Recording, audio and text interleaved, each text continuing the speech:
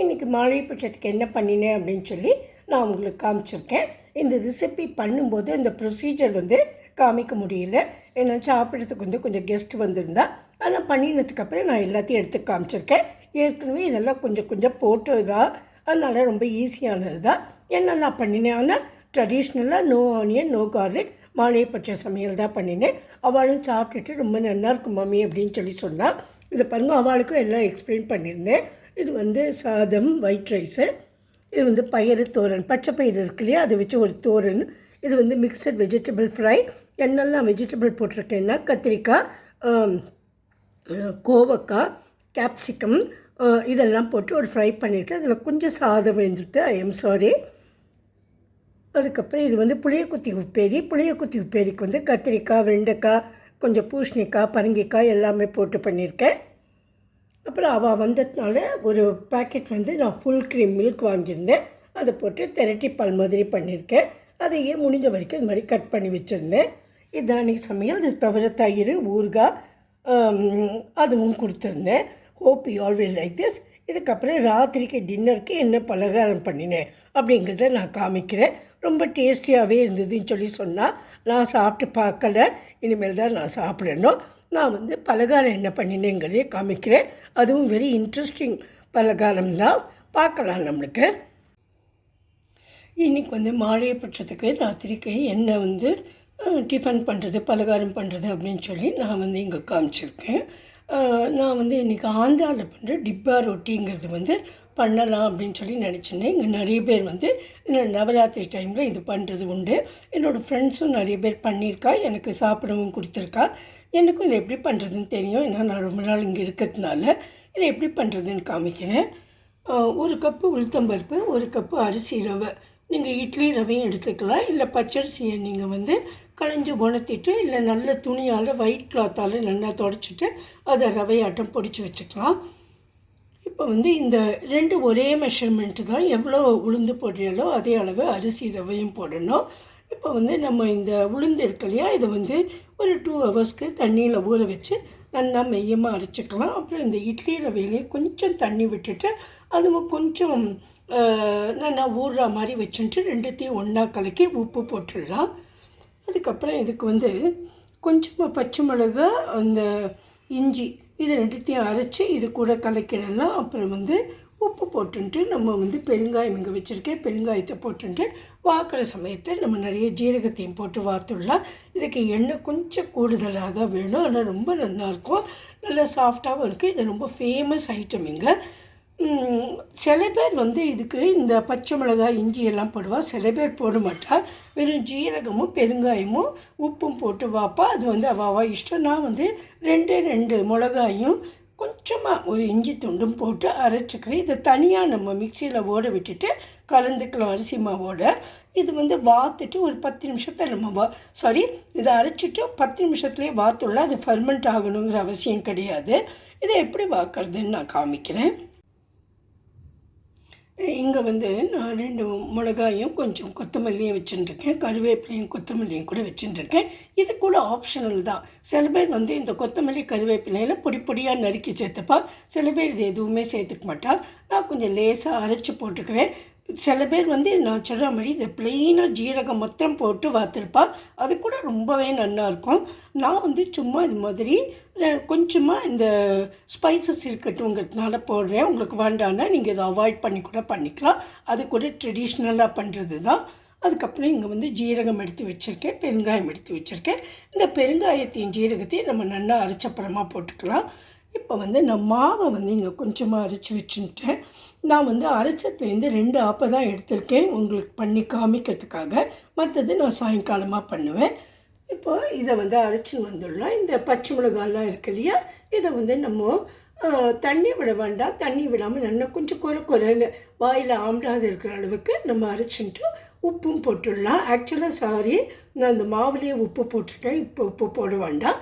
இந்த பெருங்காயத்தையும் ஆட் பண்ணிவிட்டு நம்ம வாணலியில் வாத்துடலாம். இப்போ நான் இது குழிவாக இருக்கிற கடாயை எடுத்து வச்சுட்டுருக்கேன். வாணலியை, இரும்பு வாணலி இருந்தால் நீங்கள் அதை வச்சுக்கலாம், அது ரொம்ப நல்லாயிருக்கும். நான் எனக்கு இது சௌரியமாக இருக்குன்னு இதை வச்சுட்டுருக்கேன். இதில் அடவாக்கிற மாதிரி 2 டேபிள் ஸ்பூன் நல்லெண்ணெயை விட்டுக்கலாம். விட்டுட்டு நம்ம வந்து இந்த மாவை வந்து சுற்றி வர விட்டுடலாம். இதுக்கு கொஞ்சம் கூடுதலாக தான் நம்ம தவளை இடையெல்லாம் வாக்குற மாதிரி எண்ணெய் விட்டு வாக்கணும். இப்போ எண்ணெயை விட்டுடுறேன்னா இப்போ வந்து இந்த மாவில் நான் ஜீரகத்தை போட்டிருக்கேன். நல்லா கலக்கி நம்ம வாத்துடலாம். இப்போ நான் வந்து கேஸை அணைச்சிட்டேன். ஏன்னா என்னோடய வானிலை நல்லா சூடாகிடுதுன்னு. இதை வந்து சின்ன தீயில் தான் நம்ம கொஞ்சம் நாழி வைக்கணும். இதை இப்போ போட்டுட்டோம் இல்லையா, அந்த அடைய மாதிரி திக்கால் மாதிரி போட்டுடணும். அதுக்கப்புறம் ஒரு இன்ட்ரெஸ்டிங் ஃபேக்டர் நான் சொல்கிறேன். இந்த மாதிரி ஒரு குட்டி கப்பில் 3/4 நண்டு தண்ணியை விட்டுக்கோங்க. தண்ணியை விட்டுட்டு இந்த கப்பை வந்து இதுக்கு நடுவில் வச்சிடணும். இந்த தண்ணி சூடாக இந்த கேஸை வந்து நம்ம சின்னதாக்கினா கூட இது வெந்து கிடைக்கும். அதுதான் இதில் இருக்கிற ஒரு சீக்ரெட். எப்படி வாக்குறவாலும் இது மாதிரி தண்ணியை வச்சு தான் வாக்குறா. அதுக்கு வந்து யாருமே ஒரு தட் இஸ் டீவியேஷன் பண்ணுறதில்ல. நம்மளும் அதே மாதிரியே பண்ணிடலாம். இந்த கப்பில் ஜலம் வச்சுருக்கோம் இல்லையா, இதை நான் நடுவில் வச்சுடலாம். இங்கே பார்த்தீங்கன்னா இது மாதிரி வச்சிடணும். இந்த தண்ணி சூடாக நல்லா தலைச்சிட்டு இந்த நம்மளோட ரொட்டியும் வெந்துடும். இது வந்து ஒரு இடத்துல சாஃப்டாகவும் ஒரு இடத்துல நல்லா கிறிஸ்பாகவும் இருக்கும். இதுக்கு தொட்டுக்கிறதுக்கு என்ன கொடுப்பாங்கிறது that is also very interesting. நான் உங்களுக்கு சொல்கிறேன். இப்போ வந்து நான் கேஸை அணைச்சி வச்சுருக்கேன். இதை லேசாக இதை வந்து ஆன் பண்ணிவிட்டு ரொம்ப லோ ஃபயரில் வச்சுட்டு ஒரு தட்டை போட்டு மூடிடுறேன். இப்போ வந்து தட்டை போட்டு மூடிட்டேன். கேஸையும் சின்னதாக்கி வச்சுருக்கேன். இதுக்குள்ளே வந்து அந்த டம்ளர் இருக்குது. இங்கே மேலே வந்து இந்த கொப்பு இருக்கிறதுனால நம்மளுக்கு அது தெரியலை. இது வேகட்டும். நல்லா வேகணும். ஏன்னா நம்ம திக்காக 2 ஆப்பை விட்டுருக்கோம் இல்லையா, அதனால் நம்மளோட டிப்பா ரொட்டி வேணுருக்கு. அது வேகட்டும். அது நிதானமான ஃபயரில் தான் வேகணும். இதுக்கு தொட்டுக்கிறதுக்கு ஒரு நம்ம எக்ஸ்பெக்ட் பண்ணாத ஒன்று கொடுப்போன்னு சொன்னேன் இல்லையா, அது என்னென்னா பானகம். நம்ம ஸ்ரீராம நவமிக்கெல்லாம் பண்ணுறோம் இல்லையா, அந்த பானகத்தை தான் ஒரு கப்பில் போட்டு இதுக்கு தொட்டுக்கிறதுக்கு கொடுப்பேன். அது வந்து எப்படி பண்ணுறதுனாக்கா, நான் வந்து இந்த வெல்லத்தை வந்து நல்லா சுடு தண்ணியில் போட்டு கரைச்சி அரிச்சு வச்சுட்டுருக்கேன். அப்புறம் இதில் வந்து கொஞ்சமாக சுக்கு பவுடர், இது வந்து இலாச்சி பவுடர், அப்புறம் கொஞ்சம் உப்பு, ஒரே ஒரு பிஞ்சு தான் போடணும். அப்புறம் ஒரே ஒரு சொட்டு எலுமிச்சம்பழம். இதெல்லாம் புழிஞ்சு நல்லா கரைச்சி நம்ம தொட்டுக்கிறதுக்கு கொடுத்துடலாம். நான் எல்லாத்தையும் போட்டுட்டேன், உங்களுக்கு காமிக்கிறதுக்காக இங்கே வச்சுருக்கேன்.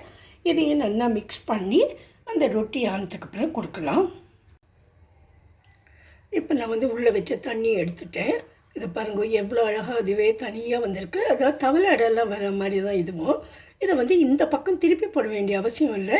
இது நல்லா வெந்திருக்கான்னு பார்க்குறதுக்கு என்ன பண்ணணும்னா, ஒரு நைஃபை நம்ம இதுக்குள்ளே கேக்குக்கெல்லாம் விடுற மாதிரி விட்டு அது வந்து ஒட்டிக்காமல் மாவு எதுவும் ஒட்டிக்காமல் வந்ததுன்னா வெந்திருக்குன்னு அர்த்தம்.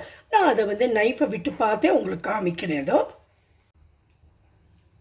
இது எப்படி வெந்திருக்குன்னு பார்க்க நம்ம ஒரு நைஃபை இது மாதிரி விட்டு பார்த்தோன்னா அது வந்து ஒட்டாமல் வரணும். எந்த மாவும் அதில் ஒட்டிக்காமல் க்ளீனாக நைஃப் வந்ததுன்னா இது வந்து நல்லா வெந்திருக்குன்னு கேக்கெல்லாம் பண்ணுற மாதிரி தான். அது மாதிரி பார்த்துட்டோன்னா இதில் வந்து ஒரு நைஃப்பில் கொஞ்சம் கூட ஒட்டலை. நல்லா க்ளீனாக அது வந்து ஸ்வீப் பண்ணி போயிடுது உள்ள. அதே மாதிரி எடுத்தப்போ க்ளீனாக வந்துட்டு இப்போ நம்ம இதை எடுத்து சர்வ் பண்ணிடலாம். இதை வந்து அடுத்த பக்கம் போட்டு வேக வைக்கணும்னு அவசியம் இல்லை. இது ஒரு பக்கம் நல்ல கிறிஸ்பாகவும் ஒரு பக்கம் இந்த மாதிரி நல்லா சாஃப்டாகவும் தான் இருக்கும். ஒரு வேளை உங்களுக்கு வேணும்னா நீங்கள் வச்சுக்கலாம். ஆனால் ட்ரெடிஷ்னலாக அது மாதிரி பண்ணுறதில்ல. பாருங்கள், இது அடுத்த பக்கம் இந்த மாதிரி ஒரு நடுவில் ஓட்டை வந்து இது மாதிரி வெந்திருக்கும். முன்னாடி பக்கம் நான் காமிச்சேன், நல்லா சாஃப்டாக இருக்கும். நான் பின்னாடி பக்கமும் போட்டு காமிக்கிறேன். உங்களுக்கு ஒரு வேளை நல்லா கிறிஸ்பாக வேணும் அப்படின்னாக்கா நீங்கள் வந்து கொஞ்சம் நாளை கூட வச்சு கூட எடுக்கலாம்.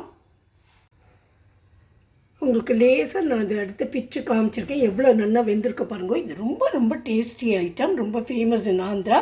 நான் ஒன்று வந்து சில பேர் நல்லா அது வந்து கொஞ்சம் கருப்பாக இருந்தாலும் பரவாயில்ல, எங்களுக்கு அது நல்லாவே வேகணும்பா, அது மாதிரி உங்களுக்கு ஒன்று பண்ணி காமிச்சிருக்கேன். அதையே நான் எடுத்து இப்போ காமிக்கிறேன்.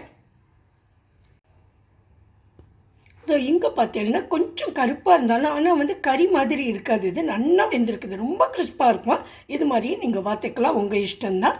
அடுத்த பக்கத்தில் நான் போட்டு திருப்பி காமிக்கிறேன் பாருங்க, எவ்வளோ சாஃப்டாக இருக்குன்னு நீங்களே பாருங்க. பார்த்தீங்கன்னா இது எவ்வளோ நல்லா இருக்குன்னு. இது வந்து நான் சொன்ன மாதிரி ரொம்ப ரொம்ப நல்லாயிருக்கும். ஒரு நாள் நீங்கள் ட்ரை பண்ணி பாருங்க. அதுக்கப்புறம் இதுக்கு தொட்டுக்கிறதுக்கு பானகம் வச்சுருக்கேன். அதுவும் எப்படி பண்ணினேன்னு சொன்னேன். இதுதான் எனக்கு ராத்திரி நான் பண்ணின பட்சணம். இதை வந்து என்ன பண்ணுவேன்னா, கட் பண்ணி வந்து கேக்கெல்லாம் நம்ம கொடுக்கணும் இல்லையா, அது மாதிரி பீஸ் பீஸாக கட் பண்ணி ஆளுக்கு எவ்வளோ வேணுமோ அவ்வளோ சாப்பிடுவா. ஏன்னா அது ரொம்ப தடியாக இருக்கிறதுனால ஃபுல்லாக சாப்பிட்றது கொஞ்சம் கஷ்டம். அதனால் கட் பண்ணி எவ்வளோ வேணுமோ அதை எடுத்துட்டு இது இந்த பானகத்தை டிப் பண்ணி சாப்பிடுவா. உங்களுக்கு பானகம் பிடிக்காது அப்படின்னா நீங்கள் ஏதாவது தொகையில் கூட அடிச்சுக்கலாம். ஆனால் இது வந்து பண்ணுறது வந்து இது மாதிரி தான் பண்ணி அவள் வந்து சர்வ் பண்ணுறா. தேங்க்யூ ஃப்ரெண்ட்ஸ், உங்களுக்கெல்லாம் பிடிச்சிருக்குன்னு நினைக்கிறேன். உங்களுக்காக நான் டிஃப்ரெண்ட்டாக ஒரு மாலை பச்சை பலகாரம் பண்ணி காமிச்சிருக்கேன். பிடிச்சிருந்ததுன்னா ட்ரை பண்ணுங்க. எப்போதும் ரிக்வெஸ்ட் பண்ணுற மாதிரி லைக் பண்ணி, ஷேர் பண்ணி, சப்ஸ்கிரைப் பண்ணி ப்ளீஸ் என்னை சப்போர்ட் பண்ணுங்க. Thank you friends, have a great day. God plus.